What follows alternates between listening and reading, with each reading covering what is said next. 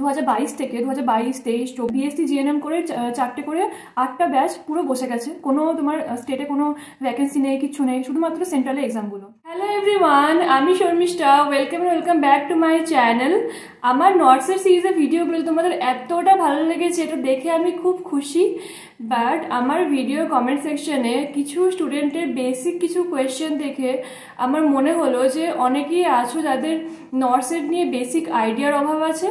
তার জন্য আজকে ভিডিওটা শুধুমাত্র নর্সেট কি, এর age criteria, eligibility criteria, exam pattern কেমন হয়, তার সাথে এখন যারা এইচএস পাস আউট তাদের জন্য নর্সের টার্গেট করে বিএসসি নার্সিং বা জিএনএম নার্সিংয়ে ভর্তি হওয়াটা কতটা যুক্তিযুক্ত, এটা নিয়ে আলোচনা করব। তো চলো ভিডিওটা শুরু করা যাক। সো নর্সেটের ফুল ফর্ম হলো nursing officer recruitment common eligibility test. এই এক্সামের মাধ্যমে বিভিন্ন এইমস ছাড়াও সেন্ট্রাল গভর্নমেন্টের আরও যে সমস্ত হসপিটাল আছে সেগুলোতে as a nursing officer recruit হওয়া যায়। ওয়েস্ট বেঙ্গলে এরকম দুটো হসপিটাল আছে, এক তো এইমস কল্যাণী আর সেকেন্ড হলো সিএনসিআই কলকাতা। সিএনসিআই হলো চিত্তরঞ্জন ন্যাশনাল ক্যান্সার ইনস্টিটিউট, এখানেও নর্সেটের মাধ্যমে রিক্রুটমেন্ট হয়। এই এক্সামটা মেইনলি কন্ডাক্ট করে এইমস দিল্লি। একদম অ্যাপ্লিকেশন ফর্ম বের করা থেকে শুরু করে কোশ্চেন সেট আপ করা, অ্যাডমিট কার্ড বের করানো, এক্সাম নেওয়া, তারপর সিট অ্যালোকেশন করা, অনলাইন ডিভি পর্যন্ত পুরো প্রসেসটা এইমস দিল্লি কন্ডাক্ট করে। তারপর অনলাইন ডিভি হয়ে যাওয়ার পর তোমাকে যে ইনস্টিটিউট অ্যালোকেট করা হয়েছে সেই ইনস্টিটিউশন থেকে বাকি প্রসেসটা করা হয় আপ টু জয়নিং। এবার আলোচনা করব এলিজিবিলিটি ক্রাইটেরিয়া নিয়ে। ফার্স্টে আলোচনা করি বিএসসি নার্সিং এ এলিজিবিলিটি কি লাগবে। বিএসসি নার্সিং করতে হবে এমন একটা ইনস্টিটিউশন থেকে যেটা আইএনসি রেকগনাইজড। আইএনসির ফুল ফর্ম হলো Indian nursing council. Indian nursing কাউন্সিলের রেকগনাইজড হতে হবে তোমার ইনস্টিটিউশনটা, তবেই তুমি এই সমস্ত এক্সামের জন্য এলিজেবল। আর তোমার নিজের যে কোনো একটা স্টেটের রেজিস্ট্রেশন বা আইএনসি রেজিস্ট্রেশন থাকতে হবে। তোমার নিজের আইএলসি রেজিস্ট্রেশন থাকাটা কিন্তু ম্যান্ডেটরি নয়, তোমার যে কোনো স্টেটের রেজিস্ট্রেশন থাকলেই হবে, বাট তোমার কলেজটা আইএলসি রেকগনাইজড হতে হবে। এরকম অনেক সময় দেখা যায় যে ক্লাস 12-এর পর অনেকেই যে কোনো একটা প্রাইভেট কলেজে নার্সিং করার জন্য ভর্তি হয়ে যাও। এটা স্বাভাবিক ব্যাপার যে ক্লাস 12-এর পর যখন একটা বাচ্চার বয়স 17 বছর কি 18 বছর, তখন তার পক্ষে আইএলসি কি, আইএলসি রেকগনাইজড হওয়ার ভ্যালুটা কি, এগুলো বোঝাটা কখনোই সম্ভব নয়। যখন তারা first year second year complete করে তখন তারা এসে জানতে পারে যে তাদের কলেজটা হয়তো আইএনসি রেকগনাইজড নয়। কিন্তু এতে কি হবে, তুমি সেন্ট্রালে কোনো এক্সামে বসতে পারবে না যদি আইএনসি রেকগনাইজড না হয়। এরপর জিএনএম এর এলিজিবিলিটি নিয়ে আলোচনা করি। দিদি, আমি কি জিএনএম করে নর্সেটের জন্য বসতে পারবো? আমি কি নর্সেটে এক্সাম দিতে পারবো? এরকম অনেক টাইপের কোয়েশ্চেন আমার কাছে এসেছে। তো হ্যাঁ, তুমি অবশ্যই দিতে পারবে। কেন দিতে পারবে না? তুমি তো ডিপ্লোমা করেছো। বাট যেহেতু তুমি ডিপ্লোমা করেছো, তুমি বিএসসি করনি, তার জন্য তোমাকে একটা স্পেসিফিক ক্রাইটেরিয়া ফলো করতে হবে। সেটা হলো যে তোমাকে হয় 2 বছরের এক্সপিরিয়েন্স দেখাতে হবে, আর না হলে তোমাকে পোস্ট বেসিকটা করতে হবে। এবার এক্সপিরিয়েন্স নেওয়ারও কিন্তু একটা ক্রাইটেরিয়া আছে। তোমাকে মিনিমাম 50 বেডের হসপিটালে এক্সপিরিয়েন্স নিতে হবে, আর সেই এক্সপিরিয়েন্সের ডেটটা হবে তোমার যে রেজিস্ট্রেশন হয়েছে, তোমার এক্সাম হয়ে গেল, রেজাল্ট বেরিয়ে গেল, তারপর তোমার রেজিস্ট্রেশনের যে ডেট, ধরো তুমি 1 জানুয়ারি 2025 রেজিস্ট্রেশন করছো, তাহলে তোমার রেজিস্ট্রেশন হওয়ার পর থেকে মানে 2 জানুয়ারি 2025 থেকে 2 জানুয়ারি 2027 পর্যন্ত তোমার 2 বছরের এক্সপিরিয়েন্স দেখাতে হবে। কখনোই যেন ডেটগুলো ওভারল্যাপ না করে। আবার আমাকে এরকম একজন জিজ্ঞেস করেছিল যে আমি জিএনএম কমপ্লিট করেছি, এখন প্রাইভেটে জব করছি, আমি যদি এখন পোস্ট বেসিকে ভর্তি হই, তারপর আমি যে 2 বছর পর নর্সেটের জন্য বসি, এই টাইম পিরিয়ডে আমি প্রাইভেটে জবও করব, পোস্ট বেসিকও করব, আর নর্সেটের প্রিপারেশনও নেবো, তো সেটা কি করা সম্ভব? তো প্রথম কথা, একটা মানুষের পক্ষে একসঙ্গে এত কিছু করা কখনোই সম্ভব নয়। তুমি যদি পোস্ট বেসিক করতে চাইছো, তাহলে পোস্ট বেসিকের সঙ্গে সঙ্গে তুমি নর্সের প্রিপারেশন করতে পারো, বা যদি তুমি প্রাইভেটে জব করছো, প্রাইভেটে জব করতে করতে তুমি নর্সের প্রিপারেশন করতে পারো। কিন্তু 3টেকে একসঙ্গে টেনে নিয়ে যাওয়া কি সম্ভব? কোনোভাবেই সম্ভব নয়। আর তাছাড়া তুমি যদি পোস্ট বেসিকও করো আর জবও করো, তাহলে সেই এক্সপিরিয়েন্স দেখাতে পারবে না। মানে ধরো তোমার তো কোনো কিছু ওভারল্যাপ করা চলবে না। তো তুমি ধরো এক্সপিরিয়েন্স দেখাচ্ছ একটা টাইম পিরিয়ডে, আবার পোস্ট বেসিকে কোর্সটা দেখাচ্ছ তুমি ওই টাইম পিরিয়ডের মধ্যে করেছো, দুটো তো একই টাইম দেখাতে পারবে না, তো কোনো লাভ নেই সেটা করা।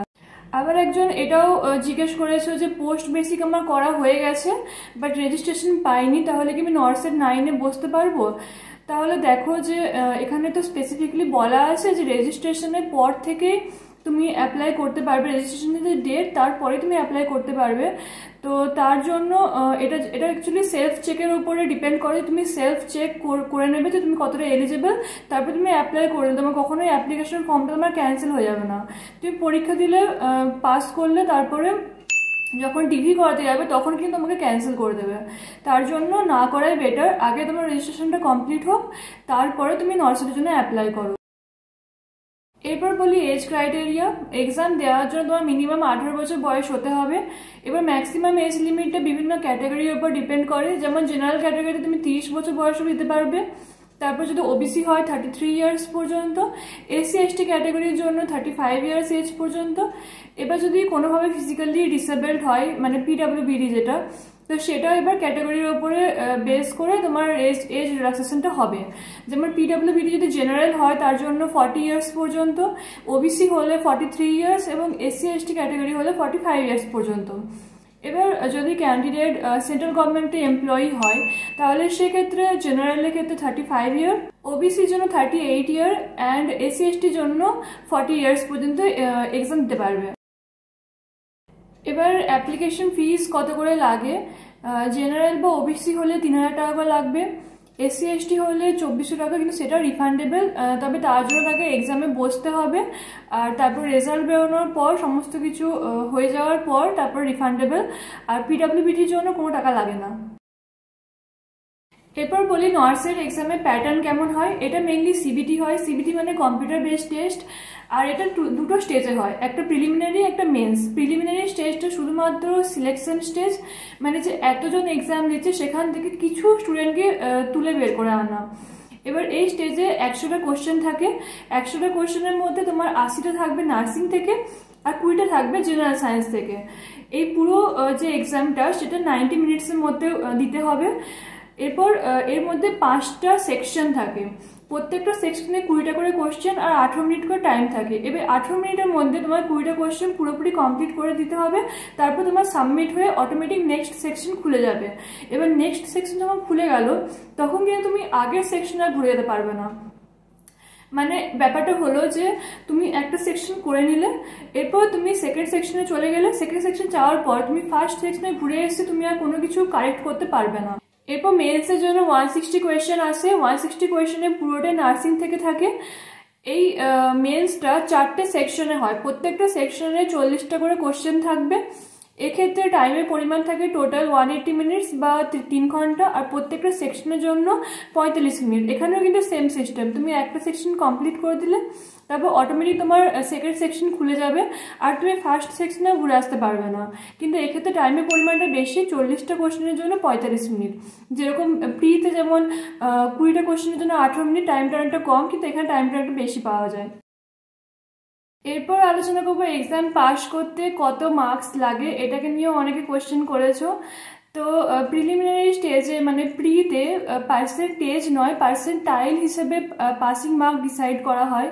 তো জেনারেল ক্যাটাগরিতে 50% হলো পাসিং ক্রাইটেরিয়া, ওবিসি ক্ষেত্রে 45 আর এসসি এসটি ক্ষেত্রে 40।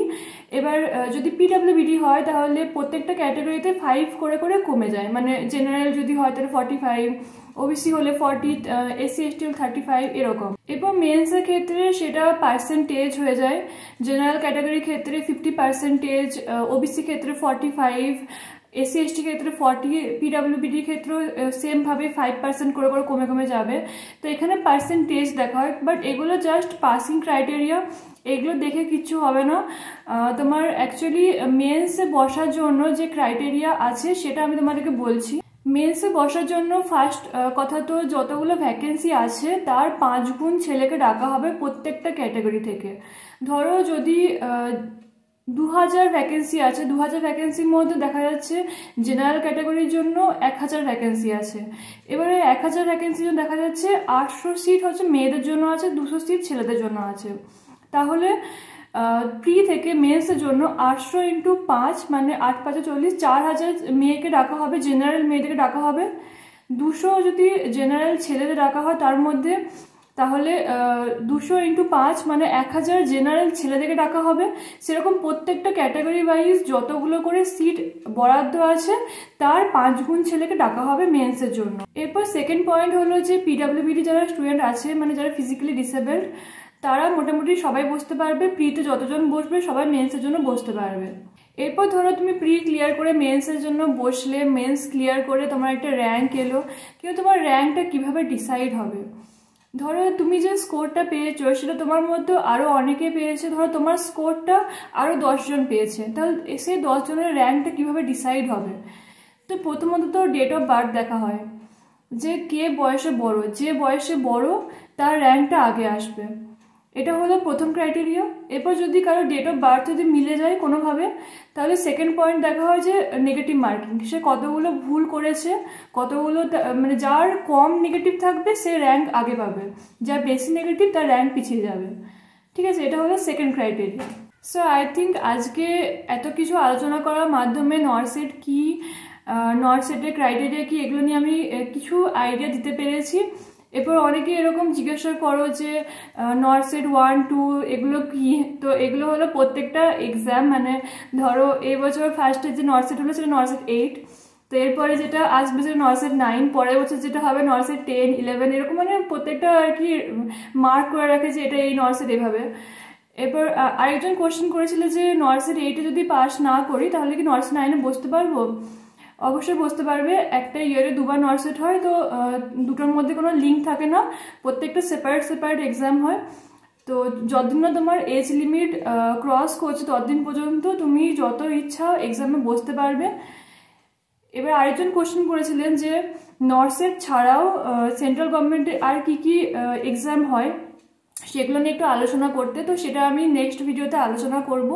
এরপর অনেকেই আমাকে কোয়েশ্চেনটা করেছো যে দিদি আমরা এইচএস পাস আউট, তো এখন নরসেটকে টার্গেট করে বিএসসি বা জিএনএম নার্সিংয়ে ভর্তি হওয়াটা কি ঠিক হবে? তাহলে বলি, আমি তোমাদেরকে নিজেদের ভাই বোনের মতোই একটা কথা বলি যে আমি যখন নার্সিংয়ে ভর্তি হয়েছিলাম 2019-এ, তখন কিন্তু নরসেট ছিল না। তখন বিভিন্ন এইমস নিজেদের এক্সাম কন্ডাক্ট করতো, বিভিন্ন সেন্ট্রাল গভর্নমেন্ট ইনস্টিটিউশন নিজেদের ইন্টারভিউর মাধ্যমে বা এক্সামের মাধ্যমে ক্যান্ডিডেটদের চুজ করতো। তো সেগুলো নিয়ে তখন আমাদের অত অ্যাওয়ারনেসও ছিল না, তখন এগুলো জানতামও না। 2020 থেকে নরসেট স্টার্ট হয়েছে। এখন এই কমন এক্সামের মাধ্যমে অনেক ইনস্টিটিউশন থেকে এই এক্সামটার মাধ্যমে তারা রিক্রুট করে, বাট এরকম অনেক সেন্ট্রাল গভর্নমেন্ট ইনস্টিটিউশন আছে যারা এখনও পর্যন্ত সেপারেট এক্সাম নেয়। ঠিক আছে, তো এখন নরসেট হচ্ছে, তোমরা এখন ভর্তি হবে, 4 বছর কি 5 বছর পর তোমরা বেরোবে, তারপরে তখনও নরসেট থাকবে কিনা সেটা কোনো গ্যারেন্টি নেই, বা তখন হয়তো নরসেটের জায়গায় অন্য কিছু এক্সাম আসতে পারে। এই ধরো আরআরবি এক্সাম যদি আমি এক্সাম্পল দিই, 2019-এর লাস্ট এক্সাম হয়েছে, তার আগে 1-2 বছর অন্তর অন্তর কিন্তু এক্সাম হতো, বাট 2019-এর পর ডাইরেক্ট 2025-এ এক্সাম হচ্ছে, বাট টোটাল মিডলে 6 বছর কোনো এক্সাম নেই। তো আমি তোমাদের কোনো গ্যারেন্টি দিতে পারবো না যে হ্যাঁ তোমরা ভর্তি হয়ে যাও, ভ্যাকেন্সি বেরোচ্ছে, এক্সাম হবে, এরকম আমি কোনো গ্যারেন্টি দিতে পারবো না। কিন্তু আমি তোমাদের ডিমোটিভেট করতে পারবো না, কারণ তখন নরসেট না থাকলে অন্য কিছু আসবে। কারণ মেডিকেল লাইনটা এমন একটা জায়গা যেখানে কিন্তু স্কোপ কোনো শেষ হবে না, হসপিটাল তৈরি হতেই থাকবে আর নার্সদের ডিমান্ড সবসময় বাড়তেই থাকবে। তো তোমরা অবশ্যই তোমাদের যদি ইচ্ছা থাকে বিএসসি নার্সিং বা জিএনএম নার্সিং করার, তোমরা ভর্তি হও। যদি নরসেট যদি নাও হয় বা যদি হয়ও, তো তখন তোমরা যেরকম সিচুয়েশন হবে সেরকম অনুযায়ী নিজেদেরকে প্রিপেয়ার করবে, যে যেরকম এক্সাম হচ্ছে সেরকমভাবে তোমরা এক্সাম দেবে। এই ধরো আমাদের ব্যাচটার কথা আমি যদি বলি, আমি 2018-তে এইচএস পাস আউট। তো আমাদের যে ব্যাচ ছিল সেই টাইম থেকে না প্রচুর স্টুডেন্ট নার্সিংয়ে গেছে, কারণ তখন স্টেটে 3000 4000 এরকম করে ভ্যাকেন্সি বেরোতো। তো তখন শুধুমাত্র ইন্টারভিউর মাধ্যমে প্রচুর ছেলেমেয়ে তখন তোমার গভর্নমেন্ট মেডিকেল কলেজ যেগুলোতে আছে সেগুলোতে as a staff nurse recruit হয়েছে। বাট আমাদের যে ব্যাচ, মানে আমি তো অ্যাকচুয়ালি 2019 থেকে বিএসসি নার্সিংয়ে ঢুকেছি, বাট আমাদের যে ক্লাসমেটরা ছিল তারা মোটামুটি 2018 থেকেই বিএসসি নার্সিংয়ে ঢুকেছে। তারা 2022-এ পাস আউট করেছে, 2022-এ লাস্ট তোমার স্টেটে রিক্রুট হয়েছে। তখন থেকে কিন্তু তারা বসে গেছে, মানে আমাদের ব্যাচে যারা বেরিয়েছে তারা কিন্তু টোটালি বসে গেছে। তারা তো একটা আশা নিয়ে গেছিলো নার্সিংয়ে যে হ্যাঁ এখানে জব আছে, আমরা জব পাবো, বাট 2022 থেকে 2022, 23, 24 এই 25 4 বছরে বিএসসি জিএনএম করে 4টে করে 8টা ব্যাচ পুরো বসে গেছে। কোনো তোমার স্টেটে কোনো ভ্যাকেন্সি নেই, কিচ্ছু নেই, শুধুমাত্র সেন্ট্রালে এক্সামগুলো। তো কোনো কিছু মানে এখন থেকে আশা করে যদি তখন যদি না হয় সেটা শুধু শুধু তোমাদেরই কষ্ট হবে। তার থেকে তোমাদের যেদিকে প্যাশন সেদিকেই যাওয়াটা বেটার আছে। সো আজকে ভিডিওতে যতটা সম্ভব হয়েছে তোমাদের কোয়ারিগুলোকে আমি সলভ করার চেষ্টা করেছি। যদি আরও কিছু কোয়েশ্চেন থেকে থাকে তাহলে সেগুলো আমাকে কমেন্ট সেকশনে অবশ্যই জানিও, আমি পরের ভিডিওতে সেগুলোকে সলভ করার চেষ্টা করব। আজকের মতো এইটুকুই। তোমাদের যদি আমার ভিডিওটা একটুখানি হেল্পফুল বলে মনে হয়ে থাকে তাহলে অবশ্যই আমার চ্যানেলটি সাবস্ক্রাইব করে দিও, ভিডিওটি লাইক করে দিও। আর আজকের মতো টাটা।